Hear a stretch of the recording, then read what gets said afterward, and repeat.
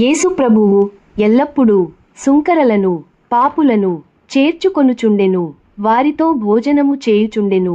అది చూసిన యూదులలోని శాస్త్రులు పరిచయులు యేసు ప్రభువు ఎల్లప్పుడూ పాపులతోనూ సుంకరులతోనూ ఉంటున్నాడని సణుగుకొనిరి, విమర్శించిరి. యేసు ప్రభువు వారిని చూసి ఇలా బోధించెను. ఒక ధనవంతుడు ఉండెను. అతనికి 2 కుమారులు ఉండిరి.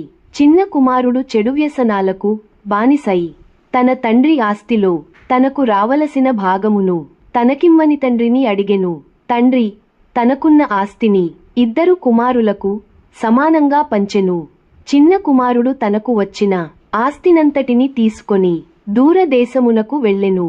చిన్న కుమారుడు తనకు వచ్చిన ఆస్తితో వ్యాపారం చేసెను. చెడు అలవాట్లకు ఖర్చు చేసెను. ఉన్న డబ్బులంతా పోగొట్టుకునెను. అతను వెళ్ళిన దేశములో గొప్ప కరువు వచ్చెను. అతడు తినుటకు ఆహారము లేక ఒకని వద్ద పొలంలో పందులు మేపుటకు పనివాడిగా చేరెను. తినుటకు ఆహారం లేక పందులు తిను పొట్టును తినుటకు సిద్ధపడెను.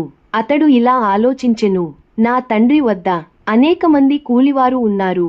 వారు ఆహారము సమృద్ధిగా తినుచున్నారు. నేను ఆహారం లేక చచ్చిపోవుచున్నాను. కాబట్టి నా తండ్రి వద్దకు నేను వెళుదునని అనుకొని తన తండ్రి ఇంటికి బయలుదేరెను. తండ్రి దూరము నుండి తన కుమారుడు ఇంటికి వచ్చుట చూసి కనికరపడి పరిగెత్తుకొని వచ్చి కుమారుని కౌగిలించుకొని మెడపై ముద్దు పెట్టుకునెను. అప్పుడు చిన్న కుమారుడు తండ్రితో, తండ్రి, నేను పరలోకమునకు నీకు విరోధముగాను పాపము చేసి తిని నీ కుమారుడు అనిపించుకొనుటకు యోగ్యుడను కాను. నీ కూలి వానిలో ఒకనిగా నన్ను చేర్చుకో అనెను. తండ్రి తన దాసులను పిలిచి, తిరిగి వచ్చిన నా చిన్న కుమారునికి ప్రశస్త వస్త్రములు ధరించుడి, చేతికి ఉంగరం పెట్టుడి, పాదములకు చెప్పులు తొడుగుడి, క్రొవ్విన దూడను వధించుడి, విందు చేసుకునెదము ఆనెను. చనిపోయిన నా చిన్న కుమారుడు తిరిగి బ్రతికెను, అందరము సంతోషపడెదము రండి అని చెప్పెను.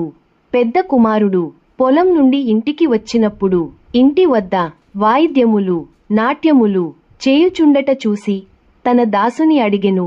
అప్పుడు ఆ దాసుడు, తప్పిపోయిన మీ తమ్ముడు తిరిగి వచ్చెను, అందువల్ల మీ తండ్రి ఇలా చేయుచున్నాడని చెప్పెరి. పెద్ద కుమారుడు తండ్రితో, నీవు చెప్పినట్లు నేను చేయుచున్నాను. నీవు ఎప్పుడైనను నాకోసం ఒక మేక పిల్లను కోసి నా స్నేహితులతో విందు చేయించితవా అని అడిగెను.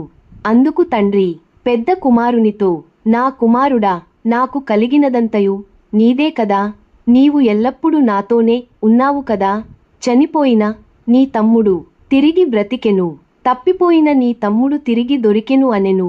ఇక్కడ తండ్రి యేసు ప్రభువు కుమారుడు పాపి అయిన మానవుడు పాపి రక్షింపబడితే దేవుడు అత్యధికంగా సంతోషపడతాడు.